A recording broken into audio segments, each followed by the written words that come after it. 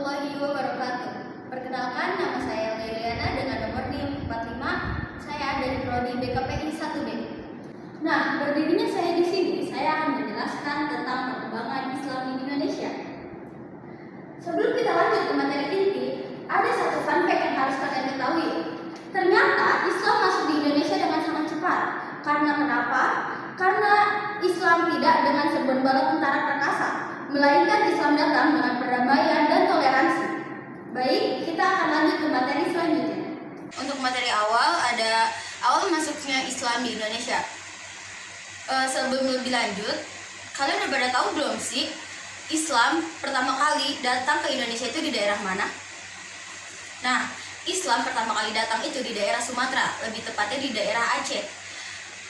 Asal mula Islam datang ke Nusantara terdapat beberapa sudut pandang. Ada yang mengatakan dari Gujarat, ada yang bilang dari Benggala, Jazirah Arab, Persia, dan Tiongkok.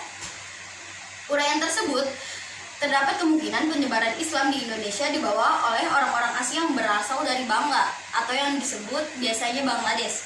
Hal itu dapat dilacak dari asal-usul Malik As-Saleh berasal dari Bangla, yang mana Kesultanan Bangla berdiri 1 abad lebih awal, tepatnya 1194 Masehi, daripada Gujarat yang ditaklukkan oleh Sultan Alauddin Khalji pada tahun 1297 Masehi. Selanjutnya, kapan sih masuknya Islam di Indonesia? Sebenarnya para ahli sejarah berbeda pendapat tentang kapan Islam datang ke Indonesia, dan pendapat para sejarawan itu dibedakan menjadi 3. Tetapi saya mencantumkan di sini ada 2 pendapat. Dan pendapat satunya tidak saya cantumkan karena tidak tertera waktunya kapan. Nah, pendapat pertama mengatakan bahwa Islam sampai di Indonesia pada abad ke-13 Masehi, yakni setelah runtuhnya dinasti Abbasiyah akibat serbuan tentara Mongol pada 1258 Masehi. Pendapat kedua menyatakan bahwa sejak awal abad ke-7 Masehi, yaitu sejak zaman Khulafaur Rasyidin, Islam telah masuk ke Indonesia. Hal itu diperkuat dengan berita Tiongkok zaman dinasti Tang, yang menyebutkan orang-orang Tasyih, yakni orang Arab, yang mengurungkan niat mereka untuk menyerang kerajaan Holing yang diperintah Ratu Sima pada 674 Masehi. Nah, berdasarkan hasil seminar nasional tentang masuknya Islam ke Indonesia yang diadakan di Medan pada tahun 1963 Masehi, disimpulkan bahwa agama Islam masuk ke Indonesia pada abad ke-1 Hijriah, yakni abad ke-7 Masehi, secara langsung dari tanah Arab. Baik, selanjutnya ada proses penyebaran Islam di Indonesia. Menurut tokoh sejarah Al-Jumardi Azra, terdapat 4 pokok yang berkaitan dengan proses penyebaran Islam di Nusantara. Yaitu yang pertama, Islam dibawa langsung dari Arab. Jadi, pada zaman terdahulu, orang Arab memakai wilayah Indonesia lewat jalur perdagangan sambil menyebarkan agama yang mereka bawa, yaitu Islam. Yang kedua, Islam diperkenalkan oleh guru dan penyiar profesional. Dari sini dapat disimpulkan bahwa Islam disebarkan oleh orang-orang yang wawasannya luas atau mempunyai ilmuwan yang tinggi, jadi tidak bisa sembarangan orang untuk menyebarkan agama Islam. Yang ketiga, para pihak penguasa Nusantara yang mulai memeluk Islam. Masuknya para penguasa di sini menjadi sebuah peluang yang besar bagi agama Islam untuk lebih berkembang dan tumbuh di kalangan masyarakat lainnya. Yang keempat atau terakhir, mayoritas para penyebar Islam dilakukan para mubalik pada abad ke-12 sampai ke-13 Masehi. Baik, materi yang terakhir ada apa saja saluran penyebaran Islam di Indonesia.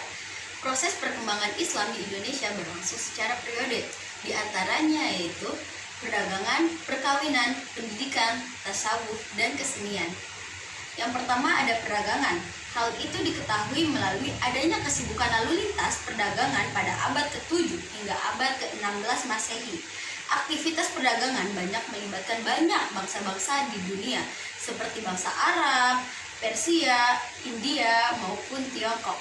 Saluran Islamisasi melalui jalur perdagangan ini sangat menguntungkan, karena para raja dan bangsawan ikut turun serta.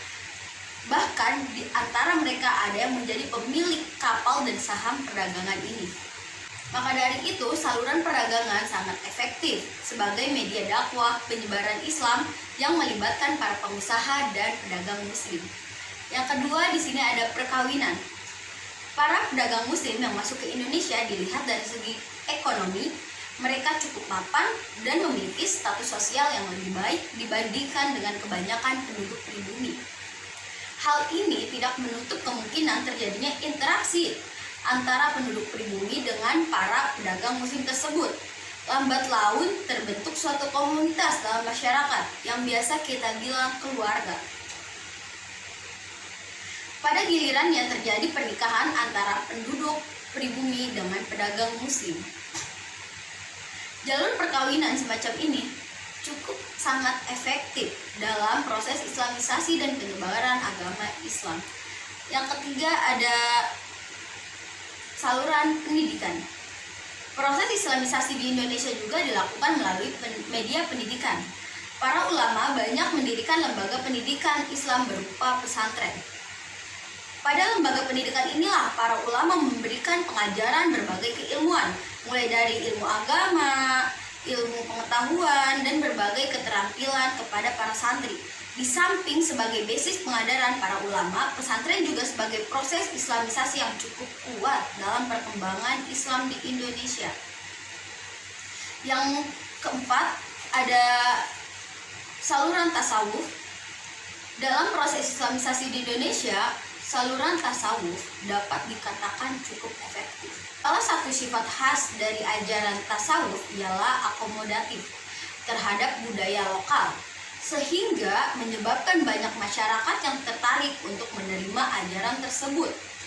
Dengan tasawuf, bentuk Islam yang diajarkan kepada masyarakat pribumi mempunyai kesamaan dengan alam pikir mereka yang sebelumnya memeluk agama Hindu atau Buddha.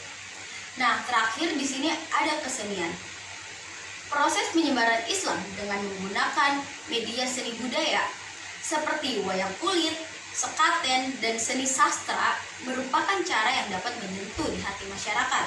Seperti diketahui bahwa Sunan Kalijaga adalah tokoh yang sangat mahir dalam mementaskan wayang kulit. Ia tidak meminta upah materi dalam setiap pertunjukan wayang kulit, melainkan kesadaran para penonton untuk mengucapkan 2 kalimat syahadat.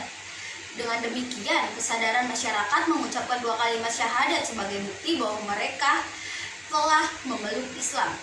Walaupun isi cerita dalam pewayangan sebagian besar bersumber dari cerita Ramayana dan Mahabharata, Sunan Kalijaga mampu memasukkan nilai-nilai ajaran Islam ke dalam cerita tersebut.